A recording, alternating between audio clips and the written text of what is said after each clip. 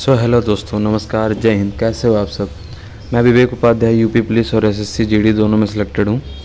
आज हम अपना पार्ट 10 करने वाले हैं जीके जीएस बूस्टर सीरीज़ का, और इसमें मैं यूपी के प्रीवियस ईयर क्वेश्चंस और कुछ क्वेश्चन मोस्ट एक्सपेक्टेड लेके आता हूँ, जैसे करंट अफेयर्स हो गया, और कुछ अपने एक्सपीरियंस के अनुसार क्वेश्चंस लेकर के आता हूँ। अगर आप इस सीरीज़ से प्रॉपर जुड़े रहेंगे तो निश्चित ही आप एक बेहतर स्कोर करेंगे। इसका पीडीएफ पाने के लिए आप हमारे टेलीग्राम चैनल से जुड़ सकते हैं, इसका लिंक डिस्क्रिप्शन में है। तो चलिए वीडियो को शुरू करते हैं। इसमें सबसे पहला क्वेश्चन है, महात्मा गांधी ने किस घटना के कारण असहयोग आंदोलन को वापस लिया। तो इसका जो सही आंसर है वो हो जाएगा option number B, Chauri Chaura घटना। ये हुआ था 4 फरवरी 1922 को। इसमें 22 पुलिसकर्मियों को जिंदा जला दिया गया था और थाने को जला दिया गया था, जिस कारण से महात्मा गांधी ने असहयोग आंदोलन को वापस ले लिया था। उसके बाद में आते हैं प्रश्न संख्या नंबर 2 पे। भारत में पहला विधि कमीशन कब बनाया गया। तो ये बनाया गया था ऑप्शन नंबर ए 1834 में। ये लॉर्ड मैकाले की अध्यक्षता में बनाया गया था।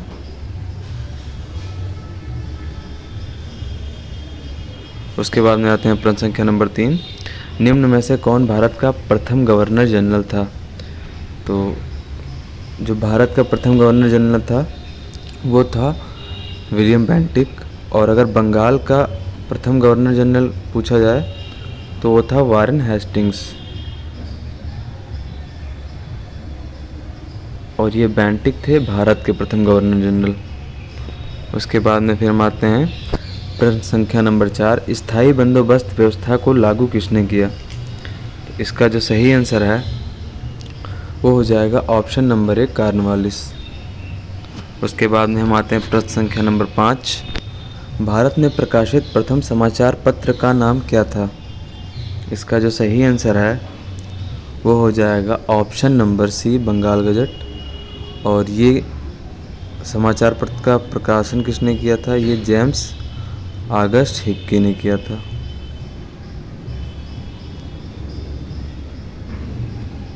उसके बाद में फिर हम आते हैं प्रश्न संख्या नंबर 6। 6ठी शताब्दी ईसा पूर्व महावीर का जन्म कहाँ पर हुआ था। तो ये महावीर हम अगर बात करें तो ये जैन धर्म के 24वें तीर्थंकर थे। इनका जन्म जो हुआ था वो हुआ था वैशाली, जो कि बिहार में पड़ता है, और इनका जो निधन हुआ था वो पावापुरी में हुआ था। इसका जो सही आंसर है वो हो जाएगा ऑप्शन नंबर ए, वैशाली। उसके बाद में फिर हम आते हैं प्रश्न संख्या नंबर 7। स्वतंत्र भारत के प्रथम गृह मंत्रालय और सूचना तथा प्रसारण मंत्रालय के अध्यक्ष कौन थे। इसका ऑप्शन ए हो जाएगा Sardar Vallabh Bhai Patel, option B John Mathai, C Shyama Prasad Mukherjee, D doctor Rajendra Prasad. इसका जो सही आंसर है वो हो जाएगा option number A, Sardar Vallabh Bhai Patel. उसके बाद में आते हैं प्रश्न संख्या नंबर 8। भारतीय संविधान का कौन सा भाग नगर पालिका से संबंधित है। तो इसका जो सही आंसर है वो हो जाएगा ऑप्शन नंबर ए, भाग 9A, और भाग 9B में सहकारी समितियां से संबंधित है ये।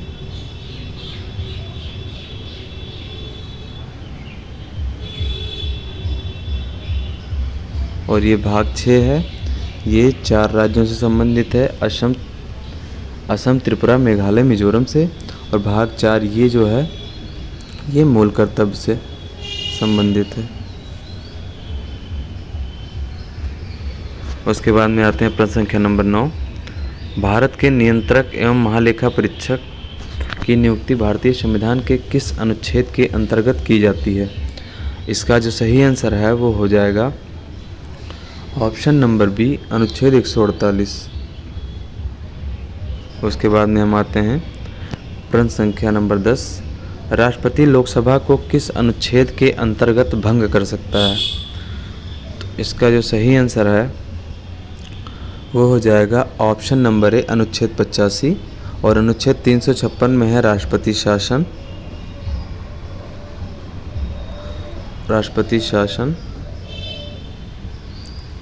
और इसमें है वित्तीय आपातकाल। अनुच्छेद 360 में है वित्तीय आपातकाल। उसके बाद में हम आ जाते हैं प्रश्न संख्या नंबर 11। वर्ष 1975 में किए गए आपातकालीन घोषणा के समय भारत का राष्ट्रपति कौन था? तो इसका जो सही आंसर है वो हो जाएगा option number C, Fakhruddin Ali Ahmed. उसके बाद में हम आते हैं प्रश्न संख्या नंबर 12। देवनागरी लिपि में हिंदी को भारत की राष्ट्रीय भाषा बनाने की सलाह किसने दी थी? तो ये जो सलाह दिया था वो दिया था ऑप्शन नंबर ए, बाल गंगाधर तिलक जी ने। उसके बाद में आते हैं प्रश्न संख्या नंबर 13। भारत में सबसे बड़ी युवा पुरानी जनजाति कौन सी है? तो इसका जो सही आंसर है वो हो जाएगा ऑप्शन नंबर ए, भील जनजाति। उसके बाद में आते हैं प्रश्न संख्या नंबर 14। भारत निम्नलिखित खाद्य फसलों में किसका विश्व में सबसे बड़ा उत्पादक और उपभोक्ता है? तो इसका जो सही आंसर है वो हो जाएगा ऑप्शन नंबर बी, दाल का। और ये भारत दाल का सबसे बड़ा उत्पादक और उपभोक्ता है। उसके बाद में हम आते हैं प्रश्न संख्या नंबर 15। भारतीय संविधान में कुल कितनी अनुसूचियां हैं? इसका तो आंसर आप सभी को पता ही होना चाहिए। तो इसका जो आंसर है वो है ऑप्शन नंबर डी, 12 अनुसूची। उसके बाद में फिर आते हैं प्रश्न संख्या नंबर 16 पर। निम्नलिखित में से ऊर्जा का नवीकरणीय स्रोत है? तो इसका जो सही आंसर है वो हो जाएगा ऑप्शन नंबर ए, बायोमास। उसके बाद में फिर आते हैं प्रश्न संख्या नंबर 17। बेटी बचाओ बेटी पढ़ाओ प्रसिद्ध योजना किस वर्ष प्रारंभ की गई थी? तो ये प्रारंभ की गई थी ऑप्शन नंबर ए, 2015 में। उसके बाद में हम आते हैं प्रश्न संख्या नंबर 18। भारत का सबसे पुराना स्टॉक एक्सचेंज कौन सा है? तो इसका जो सही आंसर है वो हो जाएगा option number C, Bombay stock exchange. उसके बाद में फिर हम आते हैं प्रश्न संख्या नंबर 19। निम्न में से कौन सा शहरीकरण का कारण नहीं है? तो इसका जो सही आंसर है वो हो जाएगा ऑप्शन नंबर बी, खेती। खेती कोई शहरीकरण का कारण नहीं है। फिर आते हैं प्रश्न संख्या नंबर 20 पर। पोटेशियम किस प्रकार का तत्व है? ऑप्शन ए, धातु, बी धातु, सी उपधातु, डी उत्कृष्ट गैस। तो पोटेशियम जो हो जाएगा वो पोटेशियम क्षार धातु होता है। उसके बाद में आते हैं प्रश्न संख्या नंबर 21। वातावरण की आर्द्रता की ये टाइपिंग मिस्टेक है, माप करने वाला यंत्र कौन सा है? तो ये हो जाएगा हाइग्रोमीटर।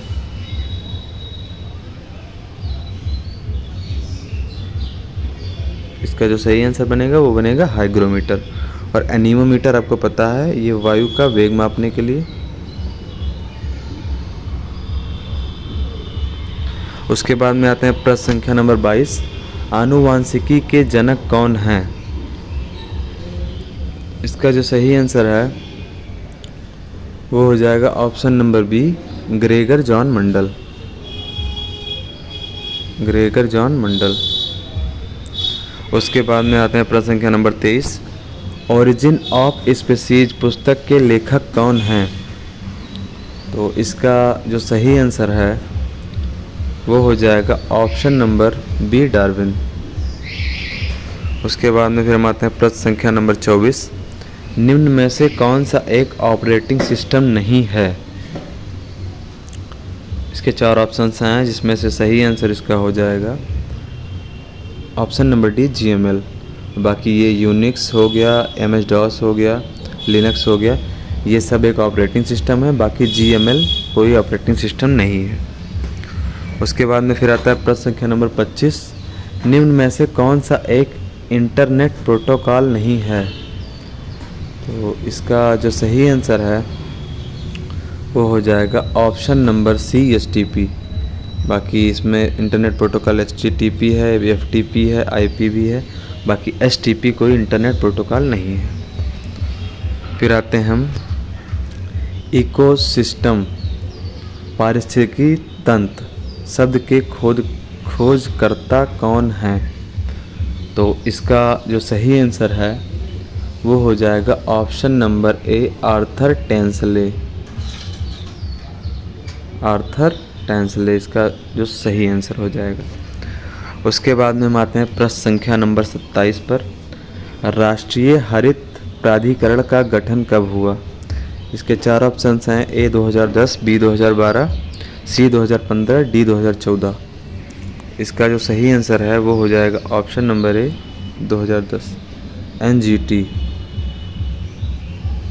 का गठन 2010 में हुआ था। उसके बाद में हम आते हैं प्रश्न संख्या नंबर 28 पर। मालगुडी डेज किसने लिखी थी?